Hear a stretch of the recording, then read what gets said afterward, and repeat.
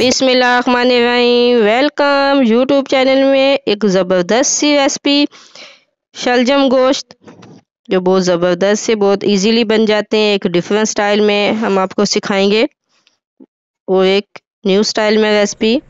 आपको बिल्कुल शलजम उबालने की ज़रूरत नहीं है, एक इजीली और डिफरेंट और टेस्टी डिश। चलिए शुरू करते हैं। बिस्मिल्लाहिर्रहमानिर्रहीम। सबसे हम पहले शलजम के जो ऊपर छिलके होते हैं इसको अच्छी तरह रिमूव कर लेंगे। सबसे पहले आप शलजम को अच्छी तरह वॉश करें, उसके बाद इसके इस छिलके इसी तरह रिमूव करके इसके ये देखें इसी साइज में हम इसके पीसेस कर लेंगे। इससे ज़्यादा बारीक नहीं करना, बिल्कुल इसी साइज में हम इसके पीस कर लेंगे। ये तकरीबन आधा किलो बीफ है, हड्डी के बगैर। आप हड्डी भी ऐड कर सकते हैं अगर आपको जो अच्छा लगे। ये घी डाल के हम शलजम को पहले फ्राई कर लेंगे, रोस्ट कर लेंगे। इसको हमने उबालना नहीं, इस ऐसे जैसे जिसका कलर हो चुका है इसी कलर से हम इसको निकाल लेंगे, ज़्यादा जलाना नहीं है। अभी हम जो बीफ पड़ी थी इसको भी 2 से 3 मिनट के लिए हम इसको अच्छी तरह फ्राई कर लेंगे। ये देखिए हमारी बीफ भी अच्छी तरह फ्राई हो चुकी है। अभी हम बीफ को भी इसी तरह निकाल लेंगे, जैसे शलजम हमने हाफ फ्राई किए हैं ऐसे बीफ भी हाफ फ्राई करके हम इसको निकाल लेंगे। ये देखिए अब इसमें हम प्याज, जो तकरीबन 3 अदद प्याज है चॉप किए, इसको अच्छी तरह मिक्स करके हम कम से कम ही लाइट ब्राउन करेंगे, ज़्यादा डार्क नहीं करना। ये देखिए हमारा कलर लाइट ब्राउन हो चुका है। तेज पत्ता और एक बादियान का फूल ऐड कर देंगे। ये देखिए माशाल्लाह ज़बरदस्त हमारा कलर आ चुका। अब इसमें हम लहसुन का, अदरक का पेस्ट और बीच में हरी मिर्च, ये तीनों चीज़ें मैंने ग्राइंड कर ली थी, इनको ऐड करेंगे तकरीबन 2 टीस्पून के करीब।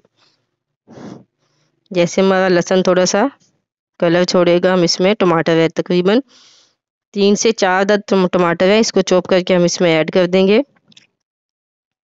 हमने तब तक पकाना है जब तक हमारे टमाटर बिल्कुल मिक्स नहीं हो जाते, गल नहीं जाते। इसमें तकरीबन 3 टीस्पून के करीब पानी ऐड करके हम ढक्कन दे देंगे ताकि हमारे टमाटर अच्छी तरह गल जाएं। 1 टीस्पून नमक, 1 टीस्पून लाल मिर्च पाउडर, 1 टीस्पून हल्दी। सिंपल से मसाले हैं घर के, ज़्यादा बाहर के मसाले डालने की ज़रूरत नहीं है। हम इसमें शलजम और बीफ जो हमने फ्राई किया था वो इसमें ऐड कर देंगे। ये दें माशाल्लाह अच्छी तरह मिक्स हो गए हैं। अब हम इसी स्टेज पे हम इसमें तकरीबन 2 अदद आलू ऐड कर देंगे, पोटैटो। अगर आपको पसंद है, अगर आपको नहीं पसंद तो आप स्किप भी कर सकते हैं। इससे ये कि टेस्ट अच्छा बनता है और जायका भी। ये देखिए इसको हम कम से कम 3 से 4 मिनट के लिए पकाएंगे, भूनेंगे।